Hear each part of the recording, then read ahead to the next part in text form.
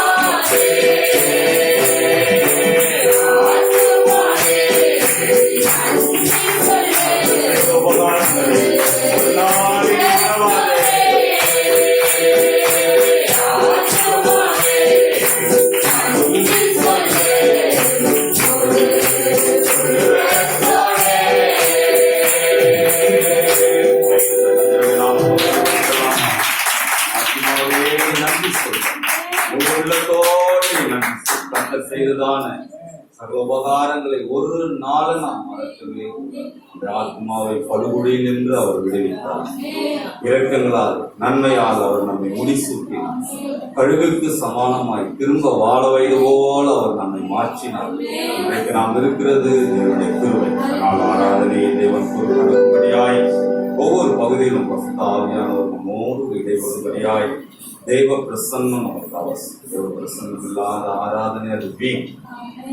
பயத்தோடு நடுக்கத்தோடு கர்த்தருடைய சன்னிதானத்தில் வரும் பொழுது தேவாவியானவர் நம்மை கலந்து வந்தவர் பரிசுத்த அலங்காரத்துடனே கர்த்தரை தொழுது கொள்ளுங்கள்.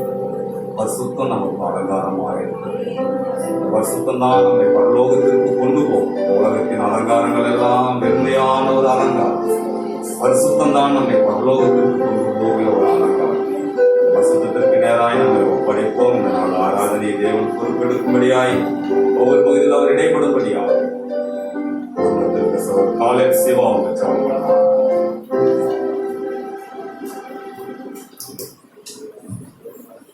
ஸ்தோத்திரம் ஸ்தோத்திரம். நன்றி தகப்பனே. மேலே வானத்திலும் கீழே பூமியிலும் நாங்கள் ஆராதிக்கும் கர்த்தர் ஒருவரே பரிசுத்தர். இயேசு ஒருவரே பரிசுத்தர். ஆண்டவரே, இந்த பரிசுத்த ஒரு நாள் ஆராதனைக்கு அப்பா உண்மை ஆராதிக்க, உண்மை துதிக்க, அப்பா உண்மை பாட, உண்மை நன்றி ஆண்டவரே நீ செய்த நன்மைகளுக்கு நன்றி சொல்ல வந்திருக்கிறோம் ராஜா. எங்கள் ஆராதனை ஏற்றுக்கொள்ளுங்கப்பா தகப்பனே. அப்பா இந்த மத்தியில் அசைவாடுங்கப்பா, எங்கள் மத்தியில் அசைவாடுங்க ராஜா.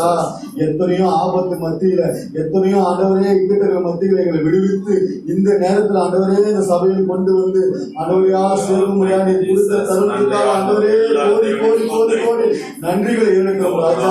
தகப்பனே, எத்தனை சூழ்நிலைகள் ஆண்டவரே மரண இறுதி பள்ளத்தாக்கில் நாங்கள் நடந்தாலும் கொல்லாப்பைகள் நீங்களபடி தேவன் வேடி அடித்து பாதுகாத்து உங்களுடைய வல்லமை நாளைக்காக நன்றி ராஜா. ஆவியானவரே நமக்கு கோடி கோடி நன்றிகள் சொன்னாங்க. உண்மை நன்றி சொல்ல வந்திருக்கும் ராஜா. எங்கள் ஆதரவை ஏற்றுக்கொள்ளுங்கப்பா ஆண்டவரே. தொடக்கம் முதல் முடிவு வரை உங்களுடைய பிரசனம் மாத்திரம் இருக்கட்டும்பா. தேவன் மகிமை உண்டாகட்டும்பா. தேவனுக்கு மகிமை உண்டாகட்டும் ஆண்டவரே. நாங்கள் மனுஷனை பெருமை பார்த்த வரலப்பா தகப்பனே. உங்களுடைய நாமத்தை மகிமைப்படுத்த வந்திருக்கோம் ராஜா. ஆண்டவரே ஒவ்வொரு மேலும் தேவ ஆவியின் அசைவாடுங்க ராஜா. ஆண்டவரே ஒவ்வொரு பகுதியிலும் ஆண்டவரே அப்படி பேசுங்க ராஜா. உங்களுடைய வார்த்தை வெளிப்படுத்தும் ராஜா. நல்ல வார்த்தைகளுக்காக நன்றி அப்பா. நாங்கள் போகும்போது ஒரு சமாதானத்தோடு ஆண்டவரே ஒரு மன நிறைவோடு போக வேண்டும் ராஜா. உங்களுடைய வார்த்தை எங்களோடு எப்போதும் இருக்க வேண்டும் ராஜா. தகப்பனே, வந்திருக்கிற பிள்ளைகள் ஒவ்வொருத்தருக்காக நன்றி ஆண்டவரே. வந்து கொண்டிருக்கிற பிள்ளைகளுக்காக நன்றி ராஜா. இந்த சூழ்நிலைகள்லாம் மாறி எங்களை நேரம் இல்லாமல் அப்பா உங்களை ஆராதிக்க கட்டளைகள் எல்லாம் மாற வேண்டும் ராஜா. உதவி செய்ய ராஜா. நேரம் இல்லாமல் உங்களை ஆராதிக்க வேண்டும் ராஜா. உதவி செய்ய ராஜா. அற்புதமானவரே, அதிசயமானவரே, ஆலோசனை கர்த்தரே, வல்லமையுள்ள தேவனே, நித்திய பிதாவே உமக்கு நன்றி. நன்றி அப்பா, நன்றி அப்பா, நன்றி அப்பா தகப்பனே. பரிசுத்த ஆதரத்தோடு கர்த்தரை ஆண்டவரே தொழுது கொள்ளுங்கள் சொன்னாங்களப்பா. நாங்கள் பயத்தோடும் நடுக்கத்தோடும் தேவனே உங்களை சேவிக்க வேண்டும் ராஜா. உதவி செய்யுங்க. எங்கள் ஆராதனை ஏற்றுக்கொள்ளுங்கள். இயேசு கிறிஸ்துவின் இனிய நாமத்தில் ஜெபிக்கிறோம் நல்ல பிதாவே.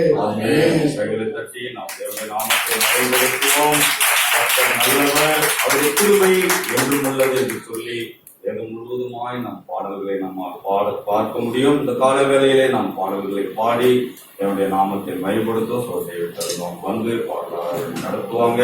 எல்லாரும் உற்சாகமாய் நாம் தேவன் செய்த நன்மைகளை நினைத்து நன்றியுள்ள இருதயத்தோடு அதை பாடி கடவுளை நாம் மகிழ்ப்பொழுதாக ஆண்டவராக இயேசு கிறிஸ்து நாமத்தில் வாழ்த்துகிறோம், வரவேற்கிறோம். சங்கீதம் 150:6 சொல்லுகிறது, சுவாசமுள்ள யாவும் கர்த்தரை துதிப்பதாக. எல்லாரும் சுவாசம் இருக்குதா? இருக்குதுன்னு நினைக்கிறேன். இருக்கிறவங்க எல்லாம் ஆண்டவரை துதிப்போம். பழைய பாடல் புஸ்தகத்துல 19வது பாடல், ஸ்தோத்தரிப்பேன் ஸ்தோத்தரிப்பேன் இயேசு தேவனை. பழைய பாடல் புஸ்தகத்துல பாடல் எண் 19. ஸ்தோத்தரிப்பேன் ஸ்தோத்தரிப்பேன் இயேசு தேவனை, ஸ்தோத்தரிப்பேன் ஸ்தோத்தரிப்பேன் இயேசு தேவனை, என் ஜீவனுள்ள நாட்களெல்லாம் ஸ்தோத்தரிப்பேன் நான், என் ஜீவனுள்ள நாட்களெல்லாம் ஸ்தோத்தரிப்பேன் நான். உதடுகளின் கனியாகிய ஸ்தோத்திர பலியை, உதடுகளின் கனியாகிய ஸ்தோத்திர பலியை, இயேசுவின் நாமத்தினாலே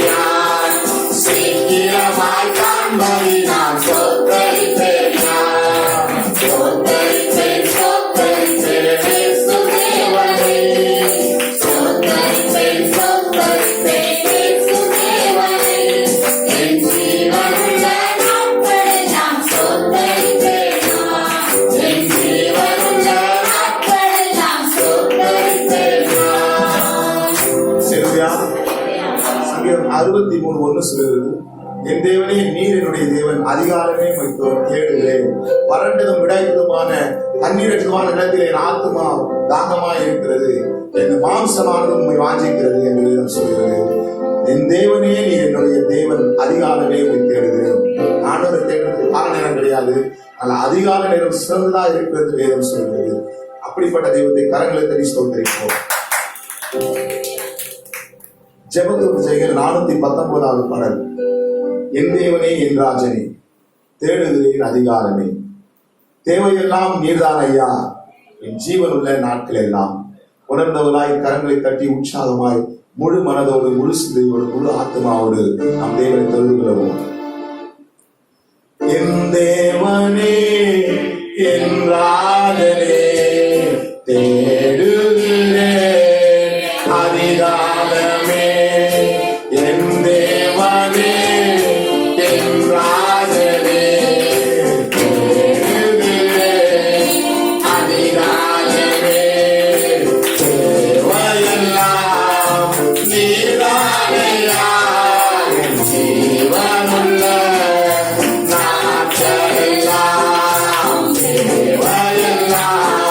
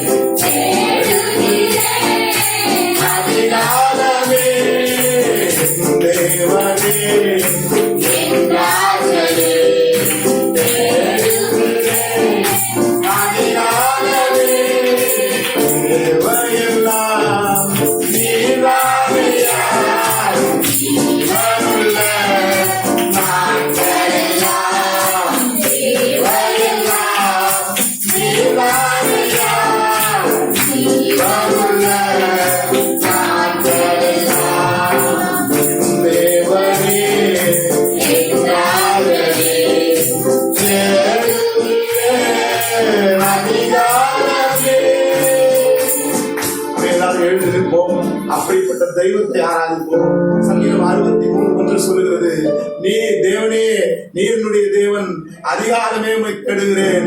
வறண்டதும் விடாய்த்ததும் தண்ணீரற்றதுமான நிலத்திலே என் ஆத்துமா தாகமா இருக்கிறது, என் மாம்சமானது உம்மை வாஞ்சிக்கிறது. நம்ம நினைக்கிறோம் ஆத்மா மட்டும் கர்த்தரை தேடினா போதும், ஆனா மாம்சம் தேடக்கூடாது நினைக்கிறோம். வேதம் தெள்ள தெளிவாய் சொல்லுகிறது, என் மாம்சமும் உம்மை வாஞ்சிக்கிறது. இந்த முழு பலத்தோடு தான் நாம் தேவனை துதிக்க போகிறோம். முழு ஆத்மாவோட முழு மனதோடு துதிக்கிற உண்மை, அது 100% உண்மை. ஆனால் முழு பலத்தை ஆண்டவர் கேட்கிறார். இந்த சரீரத்தை கிறிஸ்துவுக்குள்ளாய் அந்த சிந்தைகளை சீர்படுத்த கீழ்படுத்த வேண்டும் என்று வேதம் சொல்கிறது. தேவனை ஆராதிக்க நம்ம விடவும் தந்தையற்றவர்கள், அவருடைய நாமத்தை சொல்ல உச்சரிக்க கூட தந்தையற்றவர்கள். ஆனாலும் தேவன் தம்முடைய பெரிய கிருபையினாலே நம்ம வைத்திருக்கிறார். அப்படிப்பட்ட தெய்வத்தை நம் மாம்சமானது வாஞ்சிக்கிறார் என்று பார்ப்போம்.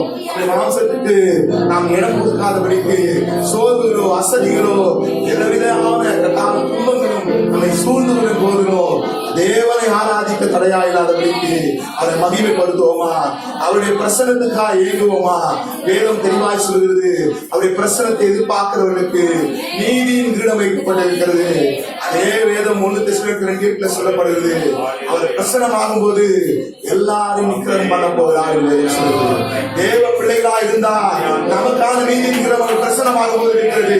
ஒருவேளை தேவனை விட்டு பின்வாங்கி போனா அது எல்லாரையும் நிக்கிரம் பண்ண 1 தெசலோனிக்கேயர் 2:8 போல அவர் பிரசனத்தை தாங்கக்கூடிய ஒருவரும் இல்லை.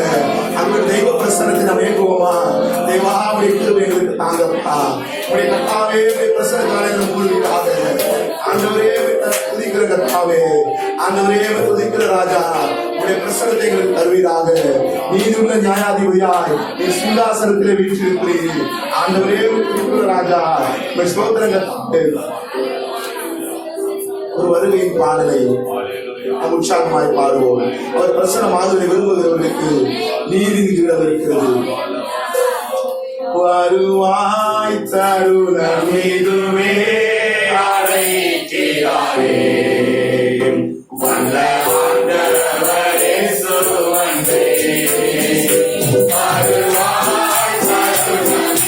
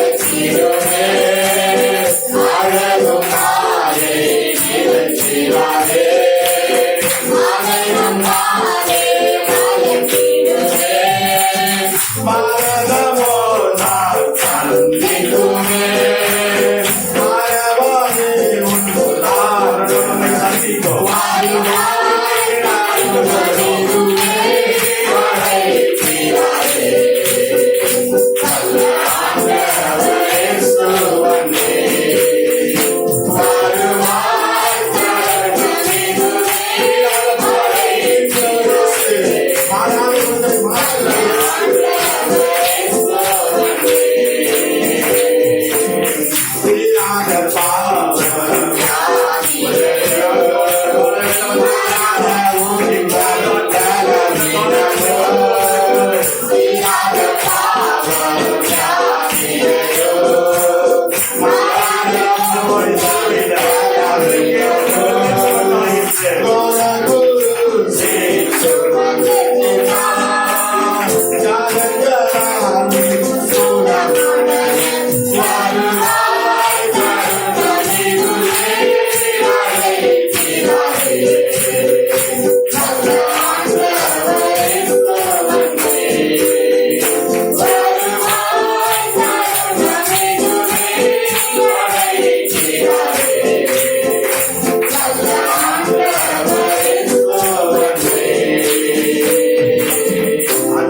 துதிக்கிற ராஜா.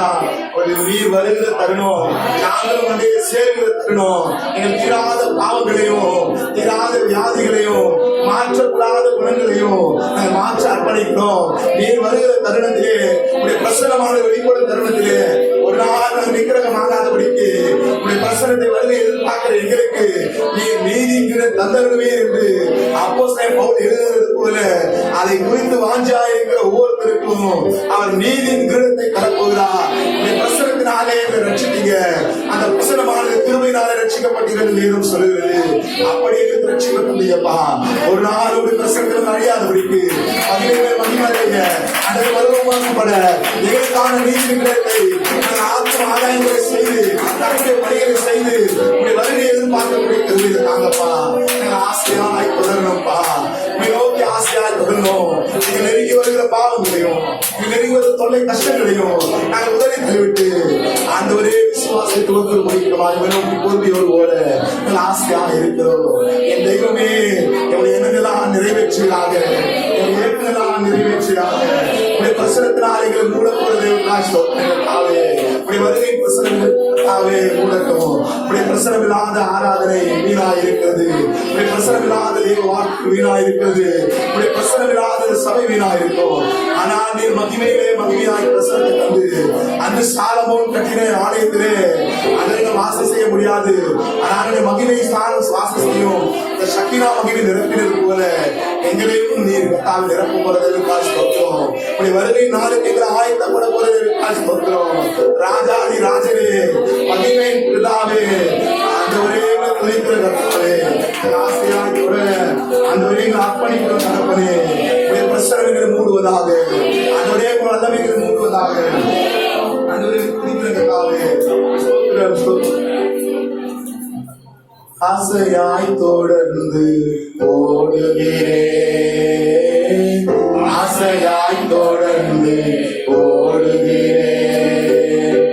எதற்காக பிடித்தாரோ அதை நான் பிடித்துக் கொள்ள ஆசையாய் தொடர்ந்து ஓடுகிறேன், ஆசையாய் தொடர்ந்து ஓடுகிறேன்.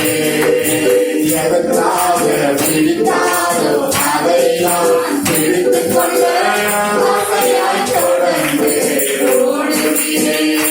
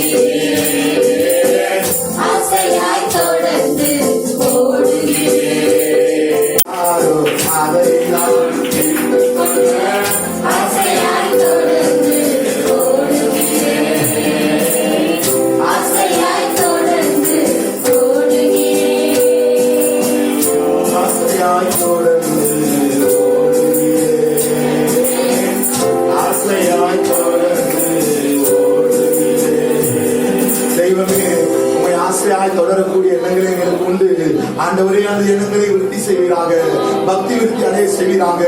ஆண்டவரே, பிரசனமானதை விரும்புகிற எங்களுக்கெல்லாம் என் ஆயத்தம் பண்ணினவர்களை கண் காணவில்லை, என் காதிலே கேட்கவில்லை, இது மனுஷனுடைய இருந்து தோன்றவில்லை. கர்த்தாவே, ஆதி முதலாக எங்களுக்காய் ஆண்டவரே செய்து வைத்ததுமான இந்த பரலோகத்திய ராஜ்யத்தை தர என் பிதா ஆசையாயிருக்கிறதாக சொல்லிருக்கிறோம். நீ மாஞ்சாயிருக்கிறபடியாக சொல்லிருக்கிறோம். சங்கீதம் 63 போல என் தேவனே, நீர் தேவன், அதிகாரமே தேடுகிற நிலத்திற்காக வறண்டது விடாய்க்குமான ஆண்டவரே, நிலத்தின் ஆத்மா வாஞ்சியாயிருக்க உதவி செய்யுங்க. என் மாம்சமானதும் யாஞ்சிக்கு உதவி செய்யுங்கப்பா. என்னை உறுதிப்படுத்துங்க, சத்திய பாதையை உறுதிப்படுத்துங்க. நான் உண்மையே நேசிக்கக்கூடிய கிருபை தாங்க, உண்மையே நம்பக்கூடிய கிருபை தாங்க, உண்மையே நினைத்திருக்கக்கூடிய கிருபை தாங்க.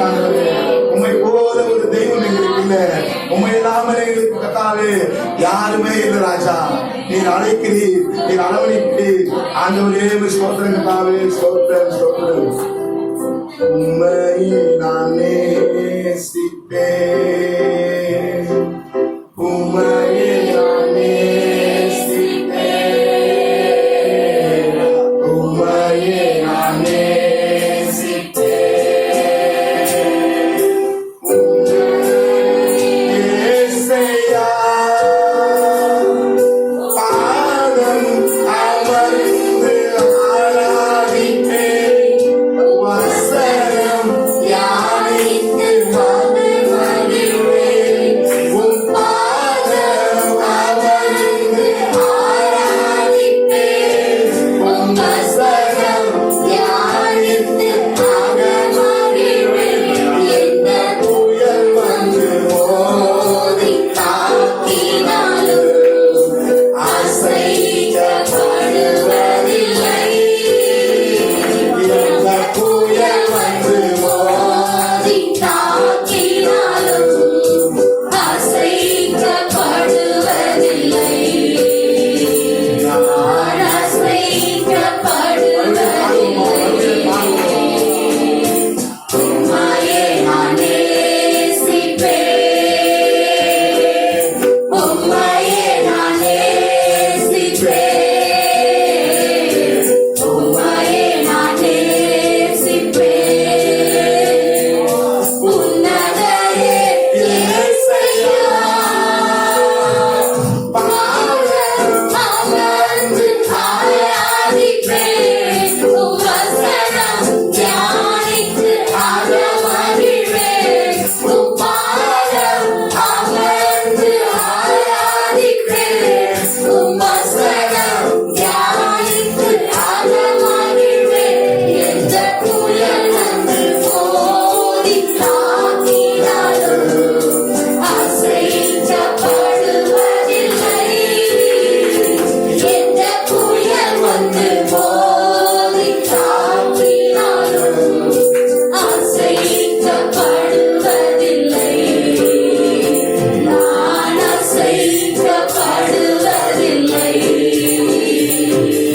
ஆண்டவரே, விட்டுவிக்கிற ராஜா, இந்த பிரசனமானது விரும்புகிற யாரையும் அசைக்கப்படுவதில்லை. இந்த வசனத்தில் இருக்கக்கூடிய கிருபை நீங்க உடைய பிரசனத்தினாலே மூடினீங்க. உடைய வருகை பிரசனத்திலே நாங்கள் காணப்பட சபையாக அர்ப்பணிக்கிறோம். சில துதியும் கனம் மகிழும் போது பேசுகிறோம். இயேசுவின் மூலமாய் பிதாவே, ஆமென். கைகளை தட்டி இந்த நாமத்தை தொழுது கொள்ளும் பொழுதெல்லாம் தேவன் சமீபமாய் இருக்கிறார். தேவன் இந்த காலவேளை அவர் கடந்து வந்து ஒவ்வொருவரையும் அவர் கொடுத்து ஆசீர்வதித்திருக்கிறார். ஹல்லேலூயா.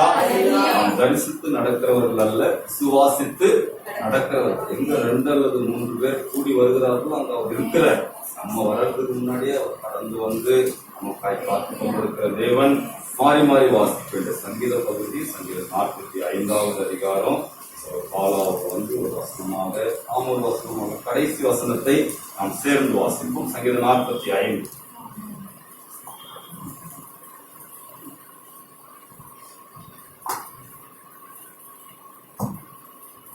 சங்கீதம் 45. சோத்தானி என்னும் வாத்தியத்திலே வாசிக்க போராக புத்திரர்களுடன் ராகத்தலைவர்களுக்கு ஒப்புவிக்கப்பட்ட நேசப்பாட்டாகிய சங்கீதம்.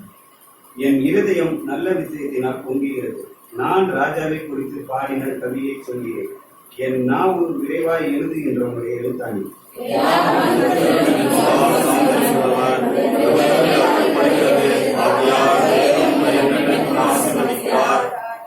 சௌரியவனே, உமது மகிமையும் உமது மகத்துவமாகிய உங்களுடைய பட்டயத்தை நீர் உம்முடைய அறையிலே கட்டிக்கொண்டு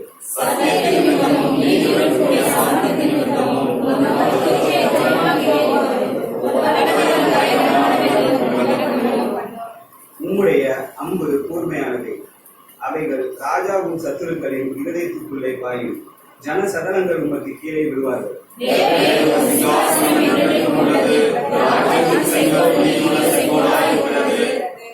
நீதியை விரும்பி அக்கிரமத்தை வெறுக்கிறீர்.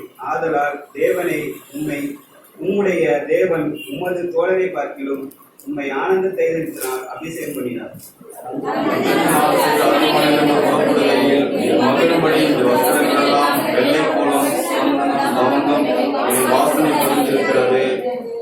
உமது நாயகிகளுக்குள்ளே அரசரின் குமாரத்திகள் உண்டு. ராஜஸ்திரீ ஒப்பிரின் தங்கம் அணிந்தவராய் உமது வலது பட்சத்திலே நிற்கிறார்.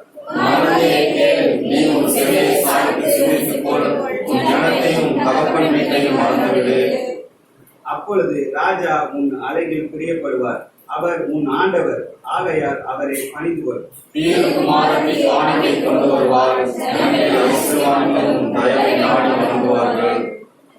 ராஜா குமரத்தி உள்ளாக பூரண மகிமை உள்ளவர்.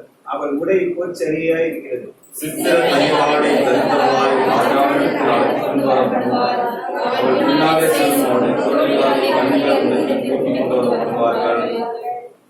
அவர்கள் மகிழ்ச்சியோடும் களிப்போடும் வந்து ராஜா அரண்மனைக்குள் பிரவேசிப்பார்கள்.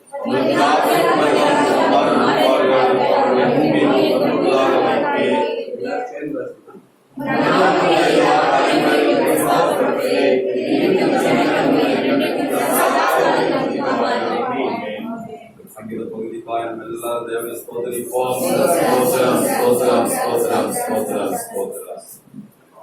வரலாம். ராஜகுமாரத்தி உள்ளாக பூரண அவள் அழகுள்ளவளாய் தேவனுடைய விழிப்புற அலங்காரத்தை காட்டிலும் உள்ளான நம்முடைய பரிசுத்தத்திலே அவர் பிரியப்படுகிற ஒரு தேவனாயிருக்கிறார். அதுதான் பரிசுத்த அலங்காரத்துடனே கர்த்தரை பொழுது கொள்ளுங்கள். அதுதான் அலங்காரம். உண்மையான அலங்காரம் பரலோகத்திற்கு நம்மை கொண்டு சேர்க்கிறதான ஒரு அலங்காரமாய் இருக்கிறது. அதனாலதான் சொல்றாரு, நீ உன் தகப்பன் வீட்டை நீ மறந்து விடு, அப்பொழுது ராஜா உன் அழகில் பிரியப்படுவார். நாம் எங்க விட்டு வந்தோமோ உலகத்தின் காரியங்களை நாம் மறந்து நாம் தேவனோடு கூட நெருங்கி சேரும் பொழுது அப்பொழுது அவர் நம்முடைய அழகுல பிரியப்படுவார். உலகத்தை நம்ம வெறுக்க வெறுக்க வெறுக்க அவர் நம்மிலே அதிகமாய் பிரியப்படுகிறார். உலகத்தை நேசிக்க நேசிக்க நேசிக்க அவர் நம்ம மேல இருக்கிற பிரியம் கொஞ்சமா சொல்கிறது. தேவனை நேசிப்போம், தேவனுக்கு பிரியமுள்ளவர்களாய் மாறுவோம். சாட்சி நேரம் ஒரு சாட்சி யாராவது அவசியமா சொல்லணும்ன்றவங்க வந்து சுருக்கமாய் தேவன் உண்மையை கடவுளை சொல்லி நாம் கைவிடுவோம். ஒரு சாட்சி தான் இருக்கீங்களா? ஆமா, முன்னாடி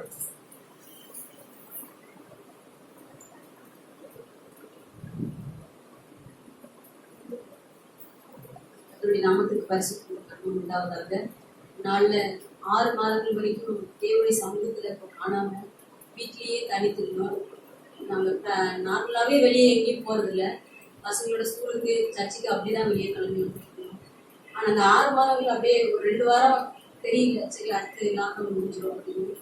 அடுத்த வாரம் சனிக்கிழமை வரும்போது அப்படியே தண்ணி வந்து வர ஆரம்பிச்சிச்சு, அழ ஆரம்பிச்சிட்டேன்.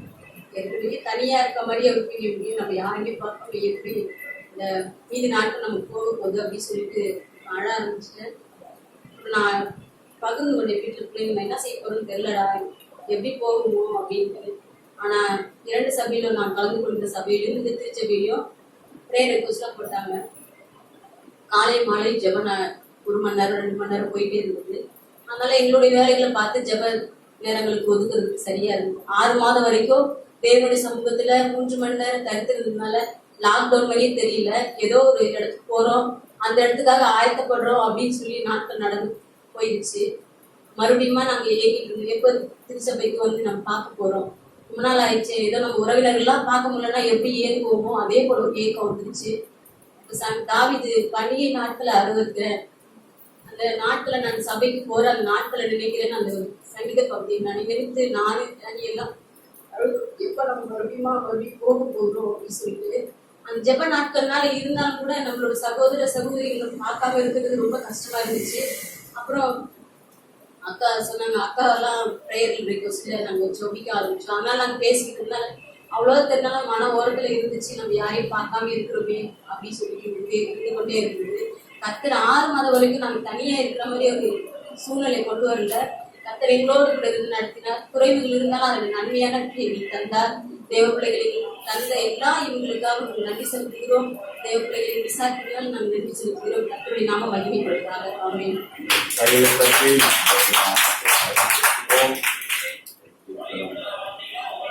நாம் வந்து ஒரு இடைவெளி வரும் பொழுது ஒரு பெரிய ஒரு அந்த வெற்றிடத்தை யாராவது நிரப்ப முடியாது. தேவ பிரசன்னம் கொடுக்கிற வெற்றிடத்தை மாற்று நமக்கு வந்து அது நிரப்பவே முடியாது. ஆலயத்துல தேவனுடைய சன்னிதானத்துல வந்து நாம் பெற்றுக்கொள்கிற அந்த மகிழ்ச்சி, அளவிட முடியாத மகிழ்ச்சி. தேவன் சில காரியங்களை அனுமதிக்கும் பொழுது தேவன் அவர் எல்லாவற்றையும் நன்மைக்கு ஏதுவாகவே செய்கிறார் என்று சொல்லி வேதம் சொல்லும். நான் விசுவாசிக்கிறேன், நன்மைக்காக தான் ஆண்டவர் என்ன பண்றாரு, செய்கிறார். இந்த 6 மாதங்கள்ல ஆண்டவர் ஒவ்வொரு குடும்பங்களையும் அவர் ஆயத்தப்படுத்தினார். அதாவது குடும்பமா கூடி ஆராதிக்கிறதுனா என்னன்றத இந்த லாக்டவுன்ல தான் எல்லாரும் கத்துக்கிட்டு இருப்பாங்க நான் நினைக்கிறேன். ஹல்லேலூயா, ஆமென். கையில தட்டி தேவனுடைய நாமத்தை பணிபுரிவோம். விசுவாசிகளுடைய சாட்சி மட்டுமல்ல, ஊழியர்களுடைய சாட்சி கூட அதுதான். நிறைய ஊழியர்கள் ஊழியர் கூடுகைக்குலாம் போகும்போதெல்லாம் அவங்க சொன்ன சாட்சியெல்லாம் நாங்க தேவனோடு தனித்திருக்கிறது அப்படிங்கிற அந்த கலையே நாங்க இழந்து போயிட்டோம், ஓடிக்கிட்டே இருந்தோம். ஆனா இந்த லாக்டவுன் பீரியடு தான் தேவனோடு தனித்திருக்கிற அனுபவத்தை மறுபடியுமாய் நாங்கள் புதுப்பித்துக் கொள்ளும்படியாய் தேவன் எங்களுக்கு கிருபை கொடுத்தாருன்னு சொல்லி ஊழியர்கள் என்ன பண்ணாங்க, சாட்சி கொடுத்தாங்க. அப்போ ஆண்டவர் எல்லாவற்றையும் அவர் நன்மைக்கு ஏதுவாகவே அவர் செய்கிற தேவனா இருக்கிறார். இந்த நாளிலே நம்ம இந்த இன்றைக்கு பிறந்த நாள் அக்ஸாவுக்கு இன்றைக்கு பிறந்தார். சாம்சன் செல்வியுடைய மகள் அக்ஸாவுக்கு இன்றைக்கு பிறந்த நாள். அதனால அந்த மகளுக்காக நாம் ஜெபித்துக் கொள்வோம். 2வது ஆராதனை வருவாங்க, அந்த நாளில் நாம் கூட்டி நாம் ஜெபித்து பாடல் அந்த நேரத்தில் நாம் பாடுவோம். அடுத்து சபைக்கு அறிவிக்க வேண்டிய அறிவிப்புகள் கவனமாய் கேட்டுக்கொள்ளுங்க. இந்த நாளிலே வாலிபல் கூடுகை, சிறுவர் வேத பாடம் நமக்கு ஜூம் ஆப் மூலமா நடைபெறும். போன வாரம் இன்னைக்கு இல்லாத இருந்தது, ஆனா இந்த வாரத்துல இன்னைக்கு நடைபெறும். 2லிருந்து 3 மணிக்கு சிறுவர் ஊதியம், 4லிருந்து 5 மணிக்கு.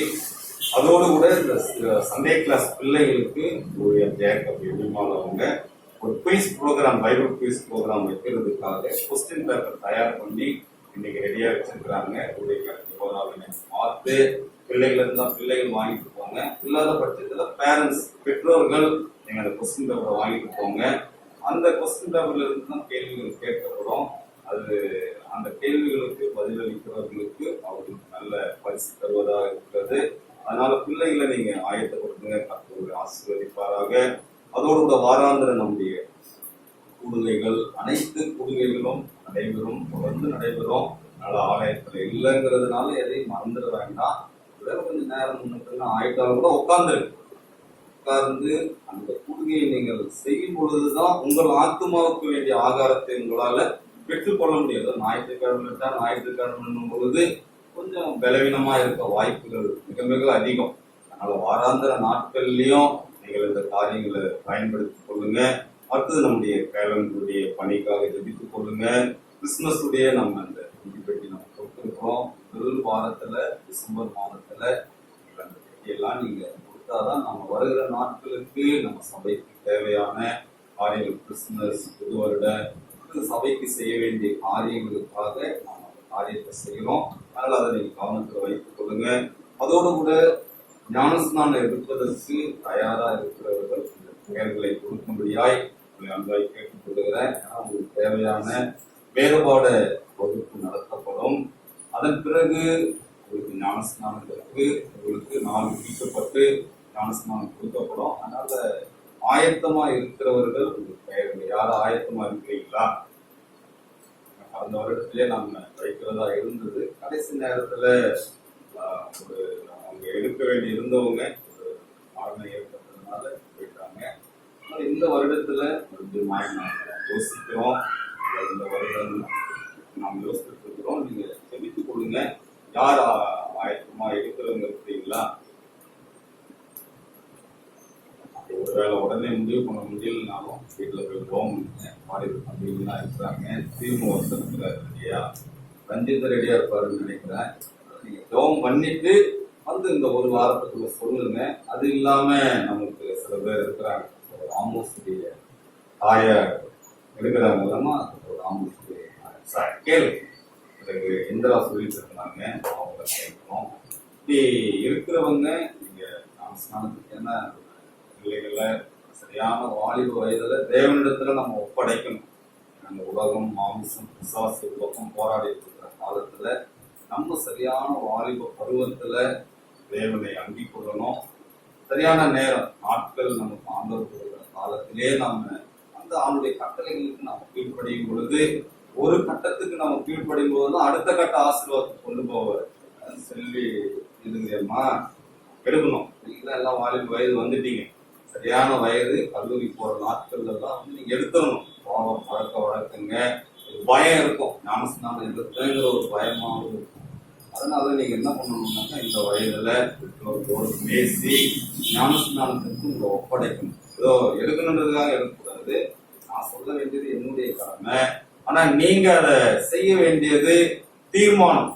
தேவனோடு ஒரு உடன்படிக்கை. இந்த உடன்படிக்கையை செய்த பிறகு கடைசி வரைக்கும் நீங்க அந்த உடன்படிக்கையில நிலைத்து இருக்கணும். ஏதோ சொன்னாங்க எடுத்தா அப்படி கிடையாது.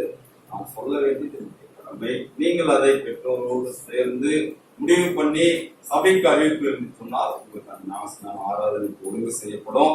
இப்போது நம்ம எல்லாரும் எழுந்து நின்று காணிக்கைக்கான பாடல் கேட்டுக்கிட்டாங்க. அவங்க 2 பேரும் முன்னாடி வந்து ஒரு காணிக்கை பாடலை பாடுவார்கள். அப்போது நம்முடைய காணிக்கை அசம்பாகம் கட்டிட காணிக்கை தொடர்ந்து சில பேர் கொடுத்துட்டு இருக்கிறீங்க, சில பேர் இப்போ போட்டிருக்கீங்க. அந்த காரியத்தை நீங்க தொடர்ந்து செய்யுங்க.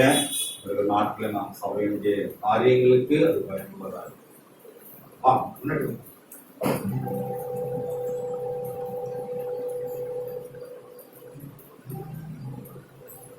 தேவன் எழுதியும் காவியம், அதில் நீயும் நானும் நண்பர்களே, வாழும் வாழ்க்கை அதில் ஓவியம், இன்பமும் துன்பமும் அறிஞர்களே, செல்வம் தேடி அலைகிறோம், வாழும் கொஞ்சம் சேர்க்கிறோம், வாழும் மனத்தும் மறக்கிறோம், இது சரிதானோ? படைப்பை தேடி அலைகிறோம், படைத்தவரை கொஞ்சம்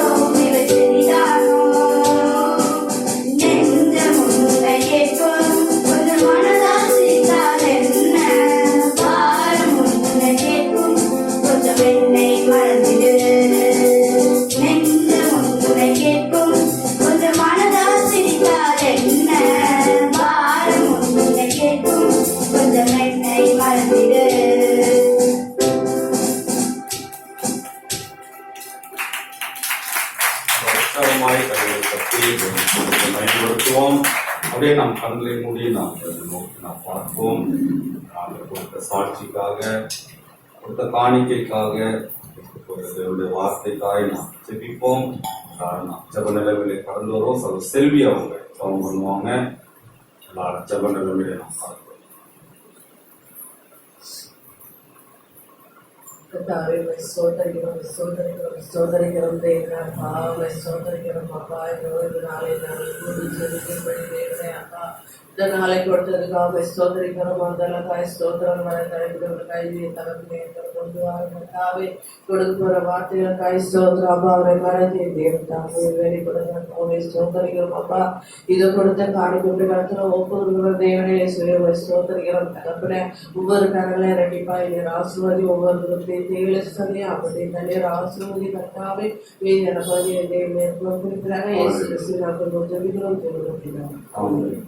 நான் நிற்கும் பூமி நிலை குலைந்து அழிந்தாலும் என் நம்பிக்கையின் அஸ்திவாரம் அசைந்தாலும், நான் நிற்கும் பூமி நிலை குலைந்து அழிந்தாலும் என் நம்பிக்கையின் அஸ்திவாரம் அசைந்தாலும், நான் நம்புவதற்கு ஒன்றுமில்லை என்றாலும்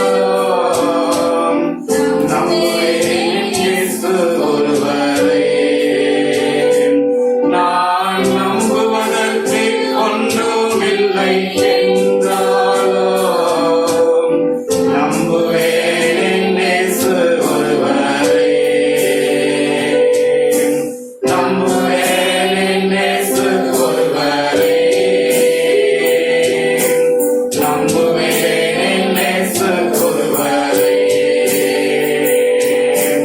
நம்புவேன் இயேசு ஒருவரே.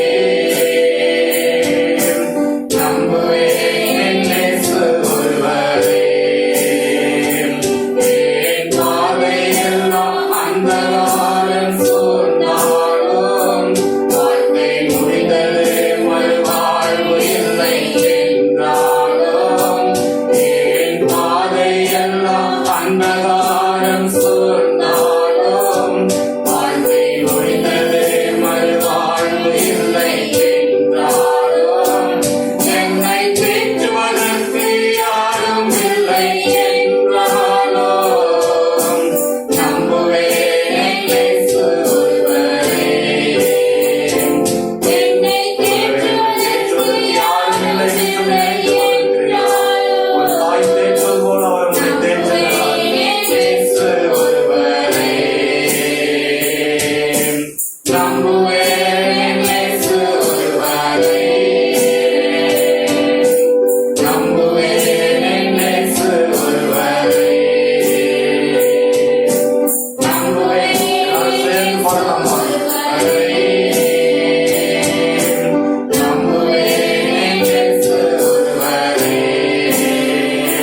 நான் நிற்கும் பூமி நிலை குலைந்து அழிந்தாலும் என் நம்பிக்கையின் அஸ்திவாரம் அசைந்தாலும், நான் நிற்கும் பூமி நிலை குலைந்து அழிந்தாலும் என் நம்பிக்கையின் அஸ்திவாரம் அசைந்தாலும், நான் நம்புவதற்கு ஒன்றுமில்லை என்றாலும் நம்புவேன் இயேசு ஒருவரே. நான் நம்புவதற்கு ஒன்றுமில்லை என்றாலும் நம்புவேன் இயேசு ஒருவரே. நம்புவேன் இயேசு ஒருவரே. நம்புவேன் இயேசு ஒருவரே. நம்புவேன் இயேசு ஒருவரே. நம்புவேன் இயேசு ஒருவரே. இயேசுவின் மூலம் ஜெபிக்கிறேன் நல்ல பிதாவே. ஆமென். நம்புவதற்கு ஒன்றுமில்லை என்றாலும் நம்புவேன் இயேசு ஒருவர். எத்தனை பேர் சொல்ல முடியும்? ஹல்லேலூயா. வேறு நம்பிக்கையே இல்லை ஆபிரகாம் ஏதும் இல்லாதிருந்த பொழுது நம்பினார் என்று சொல்லி வேதம் சொல்லுகிறது. நம்புவதற்கு ஒன்றுமே ஏதுமில்லை.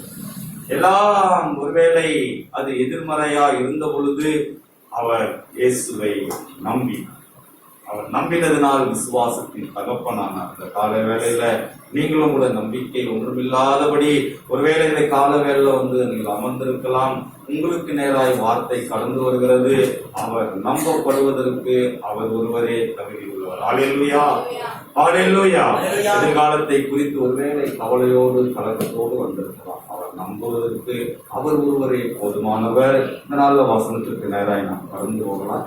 அப்படியே உட்காந்து அந்த இதுல எதனா ஒரு கட்டத்தை உட்காந்து அப்படியே உட்காந்து இந்த மாதிரி வாக்குத்தத்த வசனம் எஸ்ஐயா 31வது அதிகாரம் 5வது வசனத்தை நாம் எடுத்துக் கொள்வோம். எஸ்ஐயா 31 5வது வசனத்தை நாம் எடுத்துக் கொள்வோம். எடுத்தவர்கள் வாசிப்போம். பருந்து காக்கிற பட்சிகளைப் போல சேனைகளின் கர்த்தர் எருசலேமின் மேல் ஆதரவாக இருப்பார். அவர் அதை காத்து தப்ப பண்ணுவார். அவர் கடந்து வந்து அதை விடுவிப்பார். பறந்து காக்கிற பட்சிகளை போல சேனைகளின் கர்த்தர் எருசலேமின் மேல் ஆதரவாக இருப்பார். அவர் அதை காத்து தப்ப பண்ணுவார். அவர் கடந்து வந்து அதை விடுவிப்பார். பறந்து காக்கிற பட்சிகளை போல இந்த நவம்பர் மாதத்திலே தேவன் நமக்கு கொடுத்த வாக்குத்தத்த வசனம், பறந்து காக்கிற பட்சிகளை போல தேவன் நம்மை பாதுகாக்கிறவராக இருக்கிறார். ஹல்லேலூயா. அந்த மாதங்கள் எல்லாம் நினைத்து பார்க்கும் பொழுது தேவன் நம்மை பாதுகாக்கலன்னு சொன்னா இன்றைக்கு இருக்கிற நானும் உட்கார்ந்து இருக்கிற நீங்களும் யாரும் இந்த இடத்துல உயிரோடு நாம் இருந்திருக்கவே முடியாது. தொடங்கினாங்க என்னோடு தொடங்கின ஊழியர்கள் இன்றைக்கு இல்லை. என்னோடு தொடங்கின உறவினர்கள் இன்றைக்கு இல்லை. நம்ம பகுதியை சுத்தி சுத்தி சுத்தி பார்த்தா கூட நம்மோடு தொடங்கினவங்க எல்லாம் இன்னைக்கு இல்லை. காரணம் என்னன்னு சொன்னா அவர்களுக்கு இல்லாத ஒரு பாதுகாப்பு. பறந்து காக்கிற பட்சிகளை போல தேவன் நம்மை பாதுகாத்தார். ஹல்லேலூயா. அவர் பாதுகாத்ததினால்தான் இன்றைக்கு நாம் உயிரோடு கூட இந்த காலை வேளையில வந்து நாம் அவரை துதித்துக் கொண்டிருக்கிறோம். ஒருவேளை நாம் நல்லவர்கள் என்பதால் அவர் நம்மை பாதுகாக்கவில்லை. அவர்களை காட்டி நாம் பரிசுத்தர்கள் என்பதனால் அவர் நம்மை பாதுகாக்கவில்லை. தேவனுடைய இரக்கம், அவருடைய கிருபை நம்மை பாதுகாத்து வைத்திருக்கிறது. அவர் எருசலேமின் மேல் அவர் ஆதரவாய் அவர் இருந்ததனால் இன்றைக்கு நாம் பாதுகாக்கப்பட்டிருக்கிறோம். ஆதரவு என்று சொல்லும் பொழுது அவர் நமக்கு ஒரு பாதுகாப்பாய் இருந்தார் என்று சொல்லி வேதம் சொல்லுகிறது.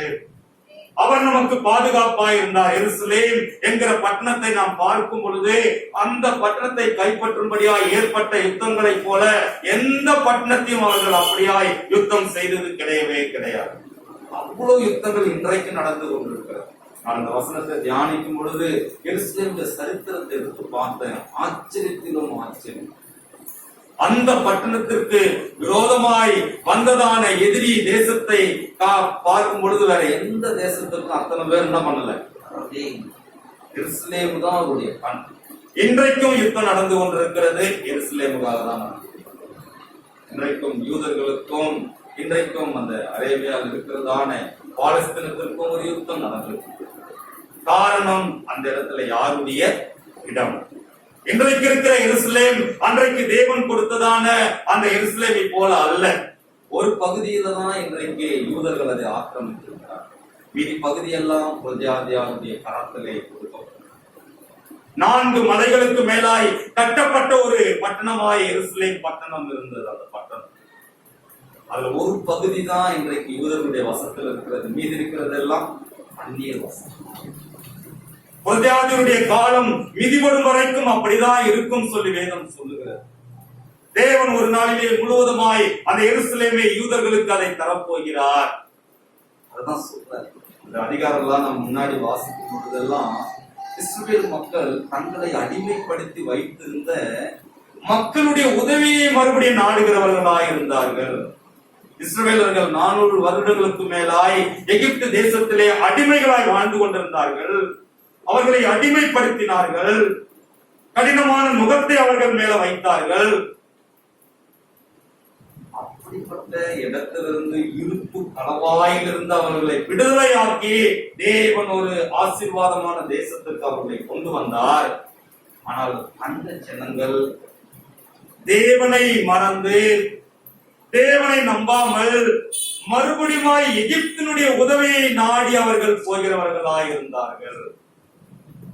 அதனாலதான் ஆண்டவர் சொல்றார், நீ யார நாடி நீ போற? நான் அங்கிருந்து தானே உன்னை விடுவித்து கொண்டு வந்தேன். மறுபடியுமாய் எந்த இடத்திலிருந்து விடுவித்தேனோ அந்த இடத்திற்கு மறுபடியுமாய் நீ கடந்து போவதை குறித்து நீ ஜாக்கிரதையாயிரு என்று சொல்லி வேதத்திலே நாம் பார்க்கிறோம். ஏசாயா 30-31 இதெல்லாம் வாசித்துட்டே வந்தீங்கன்னா அவங்க எகிப்துக்கு போறாங்க. எகிப்துடைய ராணுவங்கள் தங்களை அவர்கள் விடுவித்து விடுவார்கள் என்று சொல்லி 31:1 சொல்றாரு, சகாயம் அடையும்படி இஸ்ரவேலுடைய பரிசுத்தரை நோக்காமலும் கர்த்தரை தேடாமலும் எகிப்துக்கு போய் குதிரைகள் மேல் நம்பிக்கை வைத்து ரதங்கள் அநேகமாய் இருப்பதினால் அவைகளை நாடி குதிரை வீரர் மகா பலசாலிகளாய் இருப்பதனால் அவர்களை நம்பிக்கொண்டிருக்கிறவர்களுக்கு ஐயோ. எங்க போனாலும் சகாயம் அடையும்படிக்கு இஸ்ரவேலுடைய பரிசுத்தரை நோக்கலையா, கர்த்தரை தேடல, எங்க போயிட்டாங்க? எகிப்துக்கு போனாங்க. குதிரைகள் மேல் நம்பிக்கை வைத்தார்கள், ரதங்கள் மேல் அவர்கள் நம்பிக்கை வைத்தார்கள், குதிரை வீரர்கள் மேல் நம்பிக்கை வைத்தார்கள்.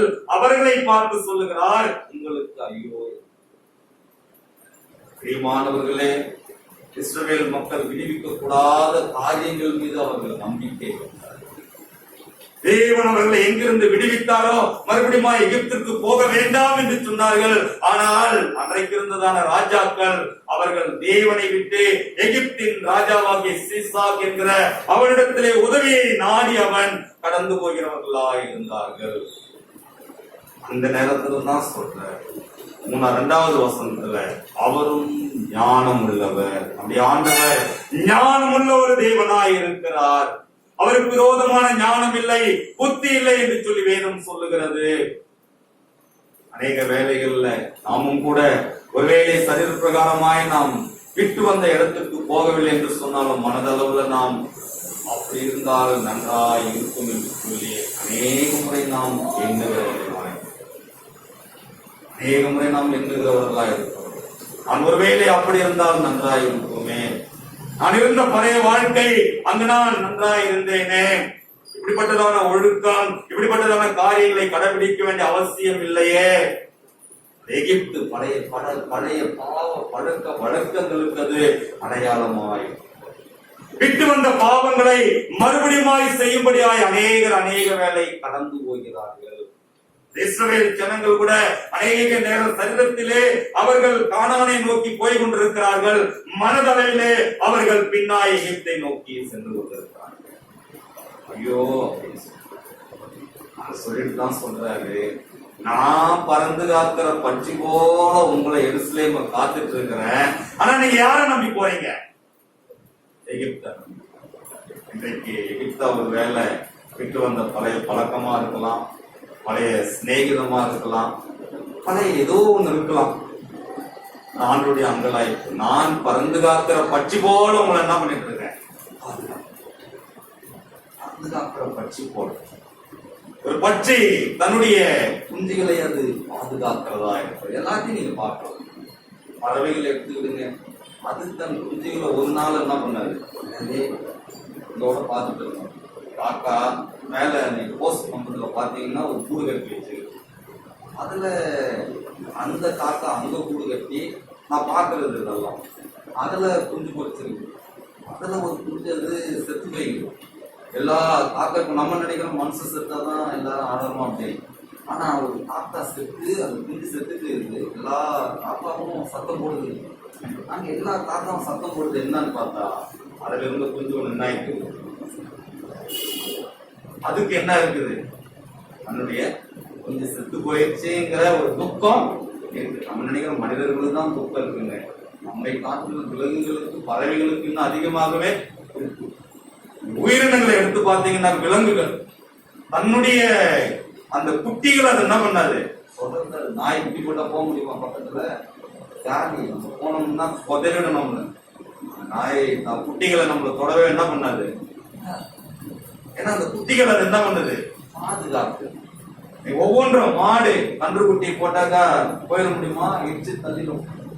குட்டி அவ்வளோ கரிசனையா இருக்கும். ஒரு தாய் தன்னுடைய குழந்தையை யாராவது தீங்கு செய்வதற்கு தாய் என்ன பண்ண மாட்டாங்க. இன்னும் காரியங்களை நாம் பார்த்திருக்கோம். ஒரு தாய் தன் உயிரை கொடுத்து கூட தன்னுடைய குழந்தையை காப்பாற்றிய சம்பவங்கள் எத்தனையோ நியூஸ் பேப்பர்ல படிக்கும். போன வாரத்துக்கு நான் படிச்சேன்.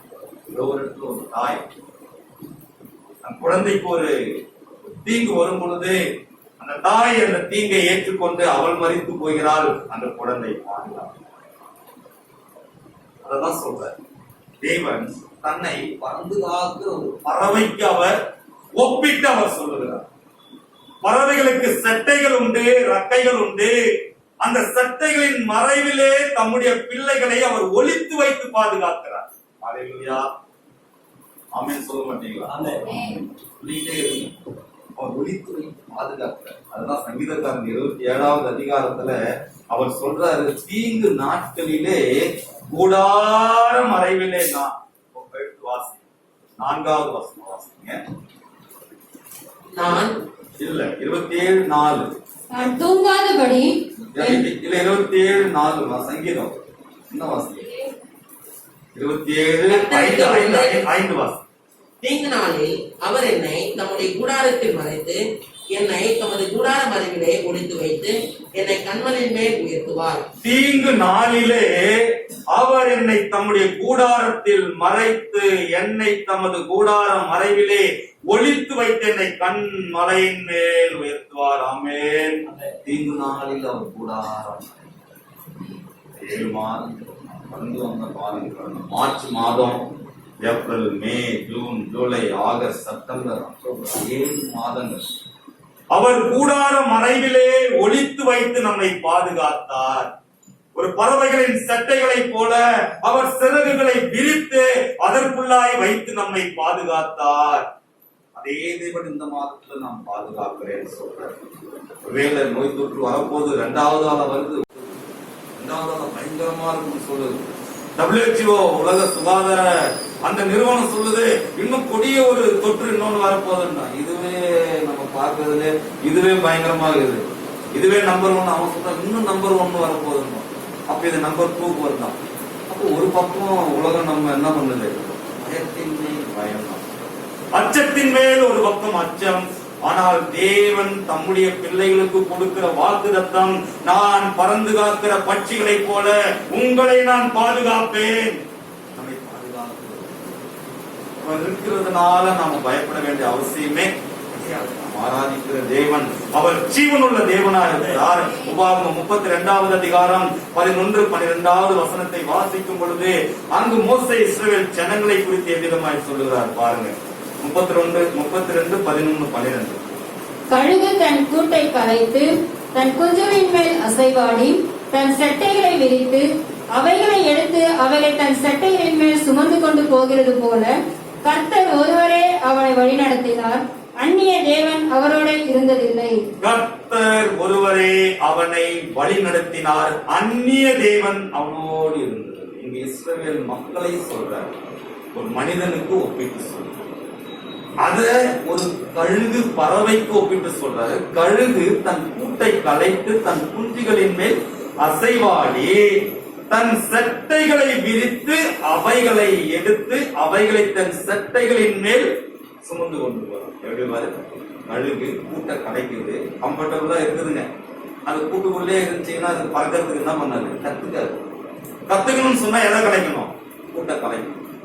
நம்ம கூட ரொம்ப கம்ஃபர்டபுள் ஜோன்லயே வாழ்ந்துட்டு இருந்தா பறக்கிறதுக்கு நம்ம என்ன பண்ண முடியாது, கத்துக்க முடியாது. அப்போ கம்ஃபர்டபுள் ஜோனை விட்டாதான் நம்ம பறக்கிறதுக்கு என்ன பண்ணுவோம், கத்துக்குவோம். வாழ்க்கையில பாடுகள், கஷ்டங்கள், உபத்திரவங்கள் ஒரு வேலை வரலன்னு சொன்னா நாம சொகுசு வாழ்க்கைக்கு நம்ம என்ன ஆயிடுவோம், பழகிடுவோம். ஒருவேளை இவைகள் வரும் பொழுதுதான் நாம் கடினமான காலகட்டங்களிலும் சிறகுகளை விரித்து நாம் பறப்பதற்கு தேவன் நம்மை பயிற்றுவிக்கிறார். கழுகு தன் குஞ்சுகளுக்கு அப்படிப்பட்ட ஒரு பயிற்சியை அது கொடுக்கிறதா இருக்கிறது. கழுகு சுமக்குது, கொஞ்ச நாளுக்கு அப்புறம் அந்த கழுகுகள் என்ன ஆயிடுது, இல்லை இது அப்படியே இருக்கணும், இது பறந்தா கஷ்டப்படும், நான் இது கூட்ட கலைக்க மாட்டேன், உள்ளவேதான் இருக்கணும்னு சொன்னா அது ஊனமாயிடும். அந்த கழுவு கொஞ்சம் எப்படி ஆயிடும்? ஊனமாயிடும். நாம கூட அப்படி ஒரு வாழ்க்கை வாழ்ந்து கொண்டே இருந்தா சீக்கிரத்திலே நாம் ஒரு செயல்படுகிற கிறிஸ்தவர்களாய் இல்லாதபடி நாம் ஒரு ஊனமற்ற ஒரு கிறிஸ்தவர்களாய் நாம் மாறி விடுவோம். அதனாலதான் அந்த ஒரு கூட்டம் கலைக்கிறதுனா இருக்கிற நிலையை கொஞ்சம் சேக் பண்ணுவார். அப்படிதான் இது ஒரு சேக் வந்துருது. கூட்டம் கலைக்கும் போதுதான் நம்ம என்ன பண்றோம்? கர்த்தரை இன்னும் நம்ம உறுதியா பட்டு வீட்டிக் கொள்கிறோம். யார் அவருடைய சட்டைகளின் மறைவுக்குள் இருக்கிறார்களோ அவர்களுக்கு ஒரு பாதுகாப்பு. அவர் தூக்கி சுமந்து கொண்டு போகிறார். கழுகு தன் குஞ்சுகளை சுமப்பது போல கர்த்தர் நம்மை அவர் சுமந்து கொண்டு போயிருக்கிறார். ஆமென், அல்லேலூயா. அவனுடைய சுமத்தல் மனிதன் ஆண்டவரும் ஒரு மனிதன் நடந்து போய்கிட்டே இருந்தாங்களாம். பாலைவனத்தில் நடந்து போயிட்டே இருக்கும் பொழுது 2 தேவனுடைய காலடி அச்சு இருக்குது, அந்த மனிதனுடைய காலடி அச்சு இருந்தது. ஒரு குறிப்பிட்ட ஒரு காலகட்டம் வரும் பொழுது, கடினமான காலகட்டம் வரும் பொழுது அவர் திரும்பி பார்த்தா என்ன இருந்ததான்? ஒரே ஒரு காலடி அச்சு தான் இருந்தது. அப்போ தேவனத்துல கேட்டாராமா, நல்லா இருக்கும் போதெல்லாம் எத்தனை காலடி இருந்தது? 2 இருந்தது. என்னது 2 காலடிகள் இருந்தது? 9 இருந்தது. நம்ம எல்லாரும் இணைஞ்சு நடந்து போனோம். ஆனா கடினமான காலகட்டங்கள் வரும் பொழுது ஒருவருடைய கால அடிதானே இருக்குது. நீங்க என்ன போயிட்டீங்களே ஆண்டவரே, என்ன தனிமையாய் பாடுகளின் கஷ்டங்களின் வழியாய் விட்டு கடந்து போனீரே என்று சொல்லி அவர் ஒரு வருத்தத்தோடு பார்த்த அந்த காலடிகள், உன்னுடைய காலடிகள். நாம் எந்த பிரச்சனை இல்லாத போன போது நாம் இணைந்து நடந்து போனோம். பிரச்சனையின் வேலையிலே உன்னை தூக்கி சுமந்த என்னுடைய காலடிகள் என்று சொல்லி தேவன் அவரிடத்திலே கையில தட்டி தேவனுடைய நாமத்தை பயன்படுத்தலாம். எல்லாம் நன்றா இருக்கும் பொழுது ஒருவேளை நாம் நடந்து போயிடும். ஆனால் முடியாது, நம்புவதற்கு ஒன்றுமே இல்லை என்று சொல்லும் பொழுது தேவன் நம்மை தூக்கி தோளின் மீது சுமக்கிறார். அல்லேலூயா. தேவன் சுமந்திருக்கிறார். வேலை நகர முடியவே முடியாது, நத்தி மேல நகர முடியாதுன்னு பொழுது அந்த ஒரே தோளின் மேல் சுமந்துதான் இன்றைக்கு நம்மை இந்த ஸ்தானத்திலே கொண்டு வந்து நிறுத்தியிருக்கிறார். அதான் அவர் சொல்றார், கர்த்தர் ஒருவரே அவனை சுமந்தார், அவனை நடத்தினார். 91:4 சொல்றாரு, அவர் தமது சிறகுகளாலே உன்னை மூடுவார், அவருடைய சட்டைகளின் கீழே அடைக்கலம் புகுவாய். Under his wings you will find refuge. அவருடைய சிறகுகளின் கீழே அவர் நம்மை மூடி வைத்திருக்கிறார். கோழி அந்த குஞ்சுகள் கோழிகளின் சிறகுகளுக்கு கீழாய் இருக்கிற வரைக்கும் பாதுகாப்பு. ஒருவேளை நான் வெளியில போய் பார்த்துவிட்டு வருகிறேன் என்று சொல்லி அந்த பருவம் அடையாத வயசு குஞ்சுகள் தனித்தனியாய் போகுது என்று சொன்னால் பருந்து, கழுகு எல்லா பறவைகளும் என்ன பண்ணிடாத. அன்னைக்கு ஒரு நாள் பார்க்கணும், ஒரு பெரிய பள்ளி ஒரு நாள் இருக்கிறது. அந்த பள்ளி வயசாச்சு என்ன தெரியல, திடீர்னு கீழே விழுந்துருச்சு. அடிக்கிறதுக்கும் மனசு இல்லை, அதை என்ன பண்றதுன்னு தெரியல. சரி போன்னு தள்ளி விட்டேன். ஞாயிற்றுக்கிழமை ஆறாவது அன்னைக்கு தான், போன வாரம் போக மாட்டேங்குது, அங்கேயே இருக்குது. உள்ள போய் குளிக்க போறாலும் போக மாட்டேறாங்க பள்ளியை பார்த்து. அப்போ அதை எடுக்கணும். சரி கொம்பு வச்சு வெளியில தள்ளி விட்டேன். இங்க இருக்கிற வரைக்கும் ரொம்ப பாதுகாப்பா இருந்துச்சு. வெளியில போனாரு, வந்து காக்கா அப்படி. அன்னைக்கு அவருக்கு பிரியாணி அழகா உள்ள இருக்கிற வரைக்கும் அவர் எல்லாரையும் சாப்பிட்டு இருந்தாரு. ஒரு பூச்சை விடாது. ஆனா நான் பார்த்துன்னே இருப்பேன், அழகா அப்படியே இருப்போம், லபக்குன்னு அடிச்சிருப்போம். ஆனா தலைவர் வெளியில போனாரு, அவர் வந்தாரு, அவர் எங்க இருக்க வேண்டிய இடத்துல இருந்தாதான் நமக்கு என்னது. தேவனுடைய சட்டைகளின் கீழ் இருக்கும் போதுதான் தேவன் நமக்கு ஒரு பாதுகாப்பு கொடுக்கிறார். அதான் சங்கீதம் 57:1 சொல்றாரு, விக்கினங்கள் கடந்து போகும் மட்டும் உமது சட்டைகளின் நிழலிலே வந்து அடைவேன். ஒண்ணு போனா அடுத்தது. இது முடிஞ்சிருச்சுன்னு நினைக்க வேண்டாம். இது முடிஞ்சிருச்சுன்னா எல்லாம் நம்ம எல்லாம் ஓவர் கம் பண்ணணும். வாழ்நாள் முழுக்க நாம் சவால்களை சந்திக்க வேண்டியவர்களாய் இருக்கிறோம். எல்லாவற்றையும் சந்தித்துதான் நாம் இந்த உலகத்திலே ஒரு ஜெயமுள்ளவர்களாய் நாம் மாற முடியும். நான் ஒன்று செய்யலாம், விக்கினங்கள் கடந்து போக மட்டும் அவருடைய சட்டைகளின் நிழலிலே யார் இருக்கிறார்களோ அவர்களுக்கு ஒரு பாதுகாப்பை கர்த்தர் கொடுக்கிறார். கைகளை தட்டி தேவனுடைய நாமத்தை நாம் மகிமைப்படுத்தலாமா? உலகத்துல பாதுகாப்பே எங்கேயும் இருக்காங்க. ஒரே ஒரு இடம் உண்டு, கர்த்தருடைய சட்டைகள் நமக்கு ஒரு பாதுகாப்பு. God's wings, நம்முடைய கர்த்தருடைய சட்டைகளே நமக்கு பாதுகாப்பை கொடுக்கிறதா இருக்கிறது. சங்கீதக்காரன் சொல்றார், சங்கீதம் 17:8 சொல்றாரு, கண்மணியை போல என்னை காத்தருளும். 17:8 சொல்றாரு, கண்மணி போல. இந்த கண்ணு இது மட்டும் மூடலன்னு சொன்னா முடிஞ்சது கண்ணு. வர கல்லெல்லாம் உள்ள போயிடும், வர தூசெல்லாம் உள்ள போயிடும். ஒரு தூசு இருந்ததுக்கு என்ன ஆயிருது, கலைஞ்சு. இந்த இந்த மெக்கானிசத்தை ஆண்டவர் அழகா வச்சுக்கிறார். அது வந்ததுன்னா உடனே என்ன பண்ணிடுது, மூடி. இது மூடாத நான் இப்படியே நிற்போம் அப்படின்னு நின்றுதான் நம்ம பார்க்கறதுக்கும் பயமா இருக்குது.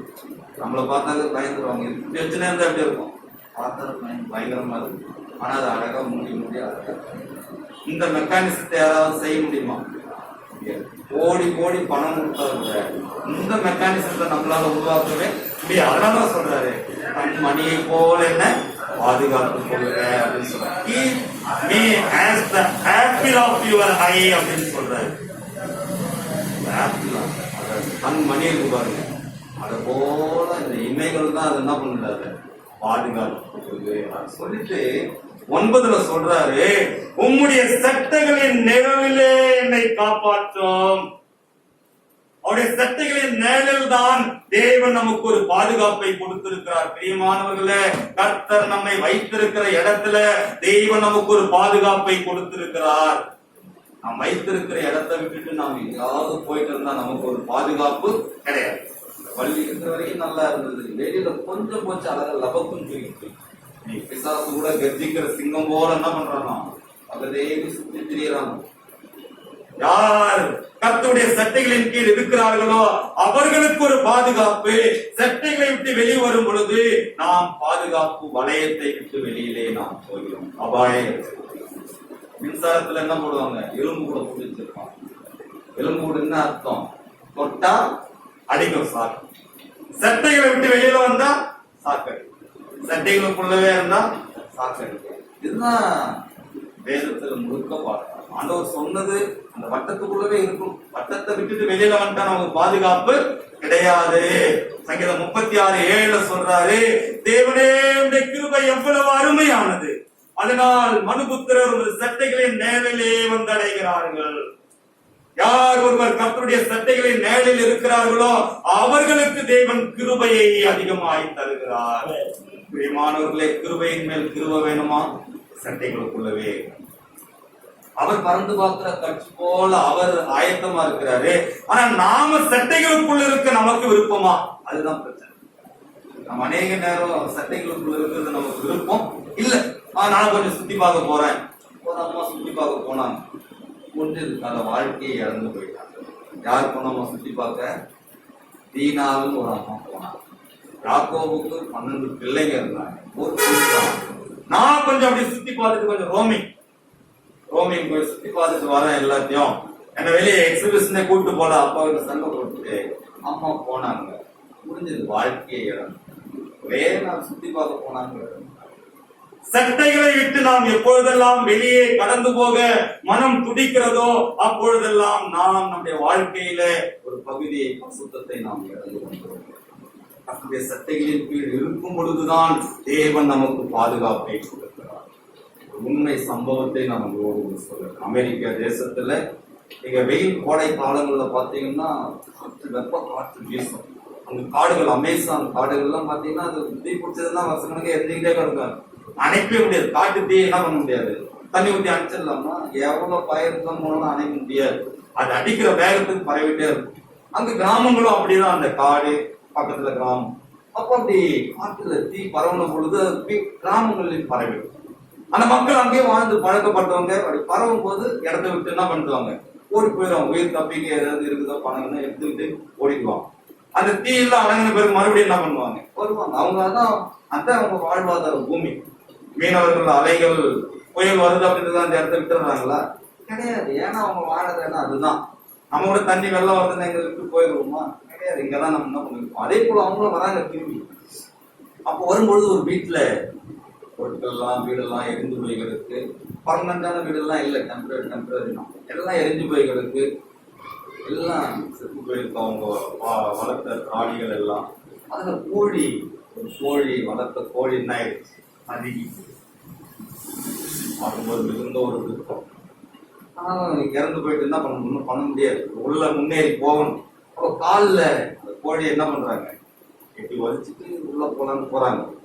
இப்படி உதைக்கும் பொழுது கோழி இறந்து அது ஃபுல்லா தீக்கிரி ஆக்கப்பட்டிருக்கு. ஆனா அந்த கோழிகளுக்கு உள்ள குஞ்சுகள் இருந்த குஞ்சுகள் எப்படி இருக்குதான், பாதுகாப்பா குஞ்சுகள் எல்லாம் ஒரு சேவை இல்லாம அந்த குஞ்சுகள் எல்லாம் வெளியே வந்த கையில தட்டி தேவனுடைய நாமத்தை மயப்படுத்தலாமா. கோழி தன் உயிரை கொடுத்து அந்த குஞ்சுகளை சட்டைகளின் கீழே வச்சு என்ன பண்ணிட்டு இருக்குது. மாணவர்களே, அதே போலதான் நம்முடைய அருள்நாதர் இயேசு கிறிஸ்து இந்த உலகத்திலே நாம் அடைய வேண்டியதான பாவத்தின் தண்டனைக்கு அவர் இந்த உலகத்திலே வந்து கல்வாரி சிலுவையில தன் ஜீவனை கொடுத்து நம்மை அவர் மீட்டெடுத்திருக்கிறார். கைகள் அவர் சிந்தின ரத்தம் இன்றைக்கு நமக்கு ஒரு ஜீவனை, புது ஜீவனை கொடுத்து ஓடி தன்னுடைய உயிரை வாசித்த சம்பவத்தை சொல்றேன். நடந்த சம்பவம் இது போல நிறைய இருக்குது. கணக்கு வழக்கு இல்லாத சம்பவம் நீங்களோட படிச்சிருக்கலாம். கோழி தன் உயிரை கொடுத்து தன் குஞ்சுகளை என்ன பண்ணிருக்கான். பாதுகாக்கிற பட்சி போல தேவன் தம்முடைய பிள்ளைகளை பாதுகாப்பதற்கு அவர் ஆயத்தமா இருக்கிறார். எந்த குஞ்சுகள் இந்த சட்டைகளின் கீழே போகுதோ அதுங்களுக்குதான் என்னது பாதுகாப்பு. சட்டைகளை விட்டு நான் வெளியில போறோம் அப்படின்னு சொன்னா எந்த பாதுகாப்பும் கிடையாது. என்று சொன்னால் முதல்ல பறந்து காக்கிற பட்சி போல பாதுகாக்கிறாரா அவர். யாரா? சேனைகளின் கர்த்தர் என்று சொல்லி வேதம் சொல்லுகிறது. சேனைகளின் கர்த்தர் எருசலேமின் மேல் ஆதரவாக இருப்பார். முதலாவது பறந்து காக்கிற பட்சி போல பாதுகாக்கிறார். இரண்டாவது ஒரு யுத்த வீரனை போல அவர் நம்மை பாதுகாக்கிறார். ஒரு பாதுகாப்பு, எல்லா பாதுகாப்பும் அவரிடத்துலதான் இருக்கிறது. என்று சொன்னால் நாமமே சேனைகளின் கர்த்தர். சேனைகள் என்று சொன்னால் யுத்த எல்லா இருக்கிறதான அத்தனை யுத்தங்களுடைய சேனைகள் அவர் வைத்திருக்கிறார். அவர் பெயரிட்டு அழைக்கிறார் என்று சொல்லி வேதம் சொல்லுகிறது. சங்கீதம் 33:6 அவர் சுவாசத்தினால் சர்வ சேனையும் உண்டாக்கப்பட்டது. சங்கீதம் 33:16 எந்த ராஜாவும் தன் சேனையின் மிகுதியினால் ரட்சிக்கப்படான் என்று சொல்லி வேதம் சொல்லுகிறது. சங்கீதம் 44:9, சங்கீதம் 60:10, சங்கீதம் 108:11 பார்க்கிறோம். எங்கள் சேனைகளுடனே நீர் செல்லாது இருக்கிறீரே என்று சொல்லி அவர்கள் தேவனை நோக்கி முறையிடுகிறார்கள். இக்கட்டிலே மனுஷனுடைய உதவி விருதா, எங்கள் சேனைகளுடனே நீர் ஏன் செல்லாதிருக்கிறீர் என்று சொல்லி தேவனை நோக்கி முறையிடுகிறதை நாம் பார்க்கிறோம். சங்கீதம் 68:12 சேனைகளின் ராஜாக்கள் தத்தளித்து ஓடினார்கள் என்று சொல்லி வேதம் சொல்லுகிறது. சங்கீதம் 103:21 அவருடைய சர்வ சேனைகளே அவரை ஸ்தோத்திரியுங்கள் என்று சொல்லி வேதம் சொல்லுகிறது. அவருடைய சர்வ சேனைகளோட ஸ்தோத்திரிக்கலாம். அந்த சேனையில நட்சத்திரம் ஒரு சேனை, சூரியன், சந்திரன், அத்தனை பார்க்கிறதான அந்த விண் மண்டலங்கள் அத்தனை ஒரு சேனை என்று சொல்லுகிறது. அவைகள் எல்லாம் கூட தேவன் என்ன பண்ணுதான், கையில தட்டி தேவன் நாம் அவர் சேனைகளை லக்கமிட்டு பெயர் பெயராய் அழைக்கிறார். அப்படி அழைக்கிற தேவன் நம்மை மறந்து போவாரா? சிருஷ்டிப்பு காட்டுல நம்மளதான் விசேஷிருக்காரு. ஆனா நிறைய நேரம் நம்ம தான் சொல்றோம், ஆண்டவர் என்ன மறந்து என்ன மறந்துட்டார். சேனைகள்ல ஒரு நட்சத்திரத்துக்கு பெயர் வைத்து அழைத்தவர் ஒரு நட்சத்திரம் கூட அது குறைவுபடாதுன்னு சொல்லி வேதம் சொல்லுது. அவர் வச்சது வச்சபடியே இருக்குது. ஒண்ணு கூட அந்த ஸ்தானத்தை விட்டு அது எங்கேயும் போல, ஒரு டிகிரி கூட அது தள்ளி போச்சுன்னா முடிஞ்சது கொலாப்ஸ். ஆனா அவர் அன்னைக்கு எப்படி வச்சாரோ இன்னைக்கு அப்படியே என்ன பண்ணிட்டு இருக்கு, சுத்திட்டே இருக்கு. இந்த பூமி அப்படியே அந்த இடத்துல தொங்க வச்சிருக்கிறார். நம்ம தொங்க வச்சிருந்ததான் நம்ம இருக்கிறோம். நம்ம நினைக்கிறோம் நமக்கு கீழே ஒண்ணு இல்லைன்னு. ஆனா நீங்க வரைபடத்துல பார்த்தா நம்மளே எங்கதான் தொங்கிட்டு இருக்கிறோம். அந்த இடத்துல நம்ம பெரிய பெரிய பில்டிங் கட்டி இங்கே வாடகை மாதிரி இருந்தோம் நம்ம நினைச்சிட்டு இருக்கோம். நம்மளே பார்த்தா நம்ம அந்த இடத்துல என்ன பண்ணிட்டு இருக்கிறோம். அது ஆண்டவர் அழகா அந்த டிகிரியில வச்சு 360 டிகிரியில நாம என்ன பண்ணிட்டு இருக்கிறோம், சுத்திக்கிட்டு சூரியனே சுத்துறோம். நாம என்ன பண்றோமா, சுத்திக்கிறோம். ஒரு வருஷம் முழுவதுமா சூரியனை சுத்திட்டு ஒரு வருஷம் முடிஞ்சிடும். ஒரு நாள் நாம என்ன பண்றோம், சுத்திக்கிட்டு அப்படி போய் வருஷத்தை நம்ம என்ன பண்ணிடுறோம், முடிச்சிடும். இதுதான் நடக்குது. ஆண்டவர் சர்வ சேனைகளை அவர் உண்டாக்கி வைத்திருக்கிறார். எபேசியர் 6:12 சொல்றாரு, பவுல் அப்போஸ்தலன், நீங்கள் மாம்சத்தோட ரத்தத்தோட ஒரு யுத்தம் அல்ல, அந்தகார லோகாதிபதிகளோட வானமண்டலத்துல பொல்லாத ஆவிகளின் சேனைகளோடு உங்களுக்கு யுத்தம் உண்டுன்னு சொல்றாரு. அவனுக்கு ஒரு யுத்தம் உண்டு பிரியமானவர்களே. அதனாலதான் நீங்க பறந்துகார பட்சி போல அவர்கிட்ட போயிருங்க. அவர்கிட்ட இருக்கிறவர்களுக்கு ஒரு பாதுகாப்பு, அவரை விட்டு வெளியில் இருக்கிறவர்களுக்கு சத்துரு கெஞ்சிக்கிற சிங்கம் போல எவனை விடுங்கலாமோ என்று வகை தேடி சுற்றி திரிகிறான் என்று சொல்லி வேதம் சொல்லுகிறது. நீங்க ஆண்டவருக்கு போவதற்கு ஜாக்கிரதையா இருக்கும். மனதளவுல போயிடாதீங்க. ஒரு மனிதன் முழுவதுமாய் போவதற்கு முன்பதாய் முதலாவது மனதளவிலே தேவனை விட்டு அவன் பின்வாங்கி போகிறான். ஒவ்வொரு நாளும் மனதிலே சிந்தித்து சிந்தித்து ஒரு நாள் தேவனை விட்டு அவன் கடந்து போகிறவனாய் இருக்கிறான். சத்துருவோ கொள்ளை கொண்டு போவோம். ஆனால் ஆவியானவர் கொடியே கையில் தேவனுடைய நாமத்தை பயன்படுத்தலாம். பற்றி போல அவர் அசைவாடுகிற ஆவியானவராக இருக்கிறார். நாம் உருவாகிற வரைக்கும் அவர் அசைவாடி கொண்டே இருக்கிறார். நம்முடைய வாழ்க்கையில் அவர் செயல்பட்டு கொண்டிருக்கிறார். நெருக்கம், கஷ்டம், பாடுகள் ஏன் என்று சொல்லி அவர்கள் கேட்பதை காட்டிலும் தேவன் என்னை உருவாக்குகிறார். தேவன் என்னை உருவாக்கிக் கொண்டிருக்கிறார். தேவன் நம்மை உருவாக்குகிறார். பாடுகளின் வழியாய் நம்மை உருவாக்குகிறார். அவர் சேனைகளின் கர்த்தராய் இருக்கிறார். அதுதான் சங்கீதம் 46:7-11 சொல்றார், சேனைகளின் கர்த்தர் நம்மோடு இருக்கிறார், யாக்கோபின் தேவன் நமக்கு உயர்ந்த அடைக்கலமாய் இருக்கிறார். எப்படி சொல்லலாம்? சேனைகளின் கர்த்தர் எல்லாரும் சொல்லலாமா? சேனைகளின் கர்த்தர் என்னோடு இருக்கிறார், யாக்கோபின் தேவன் எனக்கு உயர்ந்த அடைக்கலம். ஒவ்வொரு நாளும் சொல்லுங்க. நான் தனியா இருக்கிறேன்னு சொல்லாதீங்க. பிசாசால சொல்லிட்டே இருப்பான், நம்மளை சொல்லி மனமடிவாக்குவான், சோர்வுக்குள்ளாக்குவான். ஆனா நாம் சொல்ல வேண்டிய காரியம், சேனைகளின் கர்த்தர் என்னோடு இருக்கிறார், யாக்கோபின் தேவன் எனக்கு உயர்ந்த அடைக்கலமாய் இருக்கிறார் என்று சொல்லி நாம் தேவனுடைய வாக்குத்தத்தங்களை சுதந்திரித்துக் கொள்ள வேண்டியவர்களாய் இருக்கிறோம். எருசலேமை குறித்து அங்க சொல்றாரு, எருசலேமின் மேல ஆதரவா இருப்பாங்க. எருசலேமை குறித்து நான் படிச்சேன். ரொம்ப என்னுடைய தெரிந்து கொள்வதற்காக நான் நிறைய எடுக்கிற காய் எல்லாத்தையும் சொல்றது நேரம் இல்லாததுனால எது முடியுதோ சொல்றேன். ஆனா என்னுடைய கற்றுக்கொள்ளணும், அதை தெரிந்து கொள்ளணுங்கிறதுக்காக நிறைய எருசலேமை குறித்து பார்க்கும் பொழுது 1046 வருடத்துல தாவீது இதை எபூசியர் இடத்துல இருந்துதான் இந்த விசேஷ பட்டணத்தை அவர் பிடிக்கிறார். ஒரு இடத்தை அந்த எருசலேம்ல தான் ஆயத்தம் பண்ணி உடன்படிக்கை பெட்டியை நீங்க ஆசாரிப்பு கூடாரத்துல கொண்டு வந்து எங்க வைக்கிறார்? எருசலேம்ல இருக்கிறார். பிற்பாடு அதை அர்னாவிடம் ஒரு களத்தை வாங்கி அதுதான் தேவாலயம் கட்டுறதுக்கு தாவீது என்ன பண்றாரு? ஆயத்தப்படுத்துறாரு. 1000 கிறிஸ்துவுக்கு முன்பு 1000 சாலமோன் அரசர் அந்த இடத்துல ஒரு தேவாலயத்தை கட்டுறார். 932 கிறிஸ்துவுக்கு முன்பு எகிப்தின் ராஜா சீசா கதை பிடித்தார். எருசலேம்ல தான் எல்லாருக்கும் கண்ணு. இன்னைக்கும் எருசலேம்ல தான் கண்ணு.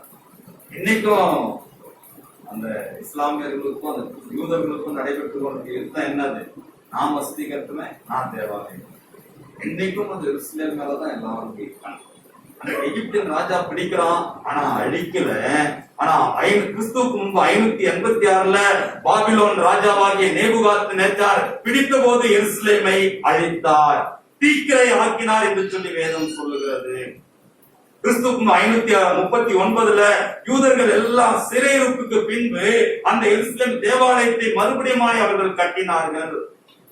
446 நெகேமியா எருசலேமின் அலங்கத்தை கட்டினார் என்று சொல்லி அந்த சரித்திர வல்லுநர்கள் சொல்றாங்க. 331 கிரேக்கருடைய ஆளுகைக்கு அந்த யூதர்கள் உட்பட்டார்கள். அப்போ கிரேக்கர்கள் அந்த எருசலேம் வச்சிருந்தாங்க. மறுபடியும் அவங்க 168 அந்தியோகி எபிபனஸ்ங்கிறவர் அந்த யூதர்களை அழித்து எருசலேமை அவர் அசுத்தப்படுத்தினார். அப்ப இயேசு கிறிஸ்து இருந்த காலத்துல கிறிஸ்துவுக்கு முன்பு 63 ரோமர்கள் அந்த எருசலேமை பிடிக்கிறாங்க.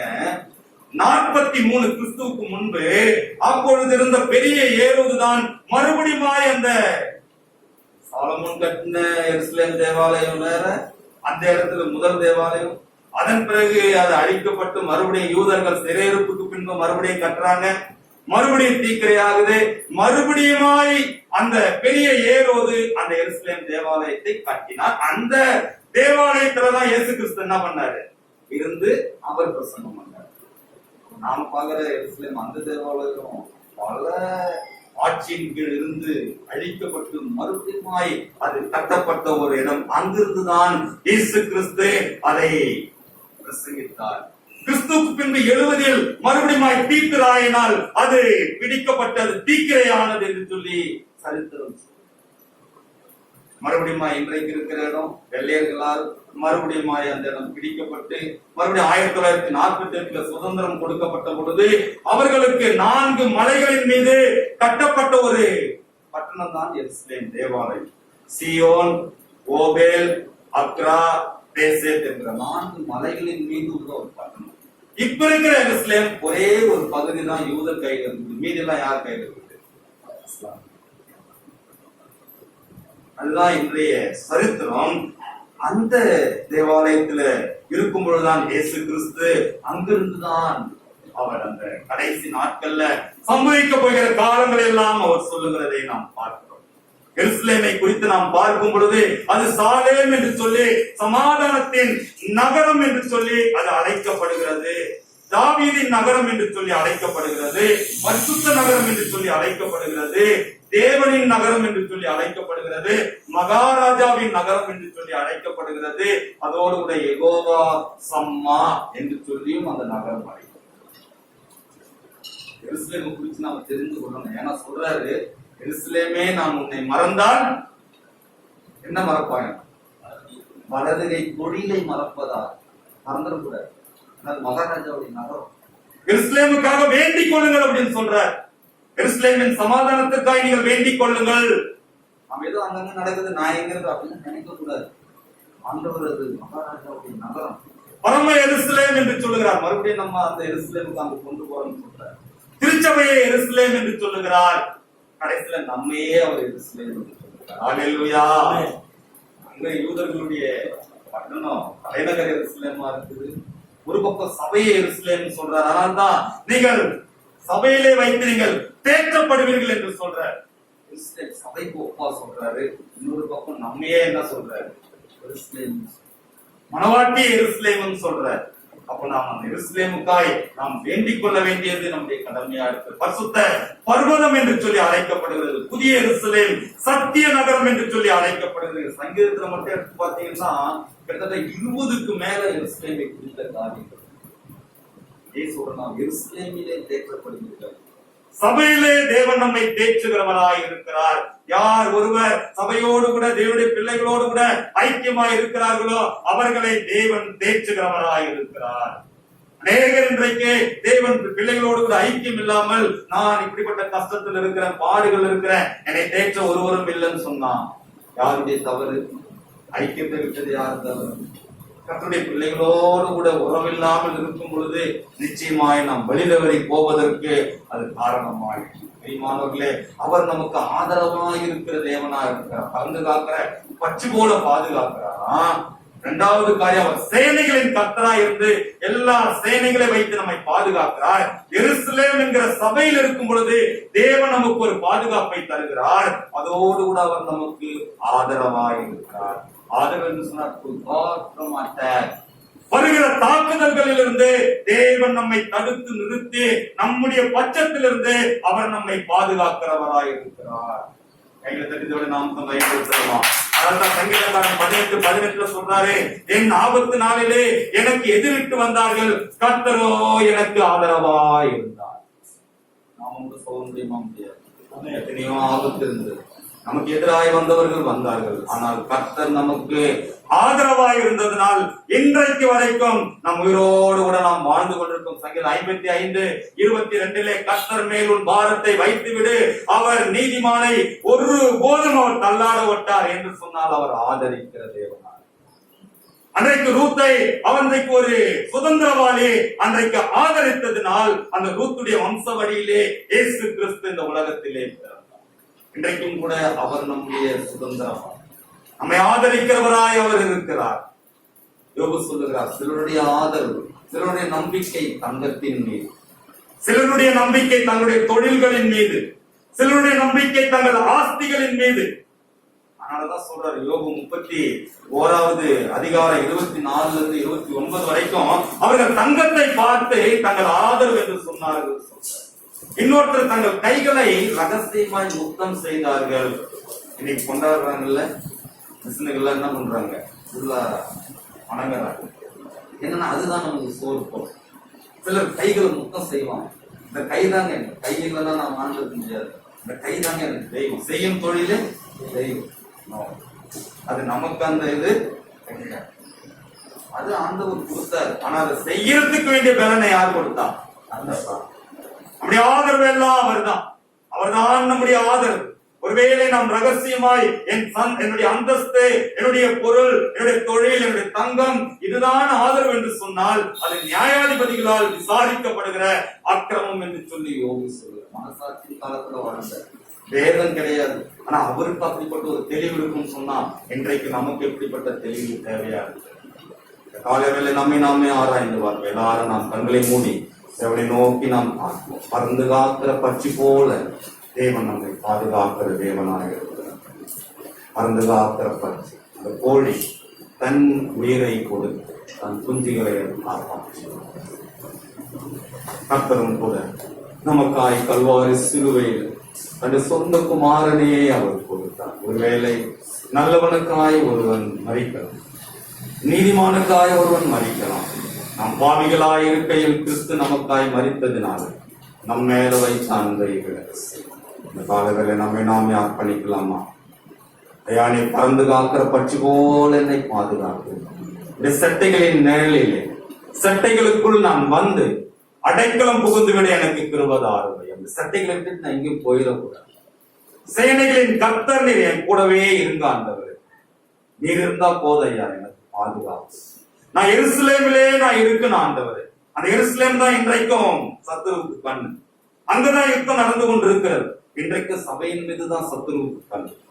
சபையில தான் நாம் கர்த்தரோடு கூட ஐக்கியமா, நம் தேவனுடைய பிள்ளைகளோடு ஐக்கியமா, சபையோடு ஐக்கியமா இருக்கும் பொழுது தேவன் நமக்கு ஒரு பாதுகாப்பை தருகிறார். அவர் நமக்கு ஆதரவாய் இருக்கிறார். கர்த்தர் மேலும் பாரத்தை வைத்து அவர் நம்மை ஆதரிப்பவர். நீதிமானை ஒருபோதும் தள்ளாட ஒரு சாதத்தை ஜெபிக்கலாம். கண்களை மூடி நாம் ஜெபிப்போம். ஹல்லேலூயா, ஸ்தோத்திரம். நல்ல அந்த ஓய்வு நல்ல ஹல்லேலூயா, நன்றி. தானமா தந்த நாளிலே கர்த்தருடைய ஆவியானவர் எங்களுடைய விட்ட கிருபைகளுக்காக ஹல்லேலூயா, ஸ்தோத்திரம். ஒவ்வொரு நாள் மண்டவரே கண்ணி என்னை காப்பது போல குஞ்சுகளை குட்டி சேர்த்து பாதுகாப்பது போல ஒரு நாள் நடக்க பண்ணிய கிருபைகளுக்காக எல்லாவற்றையும் பொறுப்பேற்று நடத்துகிறார் கர்த்தாவே. தேவதாசனுக்காக ஸ்தோத்திரிக்கிறோம். நன்மை இன்னும் அநேக ரகசியங்களை வெளிப்படுத்த எல்லாரும் கொடுக்கணும். நன்மையா நிறைய செய்கிறார். ஒப்பு கொடுக்கணும். இயேசுவின் நாமத்தில் பிதாவே. என் ஆத்துமாவே கர்த்தரை ஸ்தோத்திரி, என் உள்ளமே பரிசுத்த நாமத்தை ஸ்தோத்திரி. என் ஆத்துமாவே கர்த்தரை ஸ்தோத்திரி. கர்த்தர் செய்த சகல உபகாரங்களையும் மறவாதே. ஆமென். நம்முடைய கர்த்தராகிய இயேசு கிறிஸ்துவின் கிருபையும் பிதாவாகிய தேவனுடைய அன்பும் பரிசுத்தாவியானுடைய அன்யோன்ய ஐக்கியமும் இன்றும் என்றும் சதா காலமும் நம் அனைவரோடு கூட இருப்பதாக. ஆமென். துதி கனமாகி மாயோமக்கே ஓ எல்லாமுமே, ஓ எல்லாமுமே. துதி கனமாகி மாயோமக்கே ஓ நீயே ராஜாவே. ஹல்லேலூயா, ஸ்தோத்திரம், ஸ்தோத்திரம், ஸ்தோத்திரம், மிக ஸ்தோத்திரம், ஸ்தோத்திரம், ஸ்தோத்திரம். ஓ நீயே ராஜாவே. ஹல்லேலூயா, துதி கனமாகி மாயோமக்கே ஓ எல்லாமுமே, ஓ எல்லாமுமே. துதி கனமாகி மாயோமக்கே ஓ நீயே ராஜாவே. ஆமென். ஹல்லேலூயா, ஹல்லேலூயா, ஹல்லேலூயா. எல்லாருக்கும் ஸ்தோத்திரம். கர்த்தர் உங்களை ஆசீர்வதிப்பாராக. God bless you. For கோழி தன் குஞ்சுகளை குட்டி சேர்ப்பது போல, கோழி தன் குஞ்சுகளை குட்டி சேர்ப்பது போல கூவி அழைக்கிறாரே ஜீவன் தந்த ரட்சகர், கூவி அழைக்கிறாரே ஜீவன் தந்த ரட்சகர்.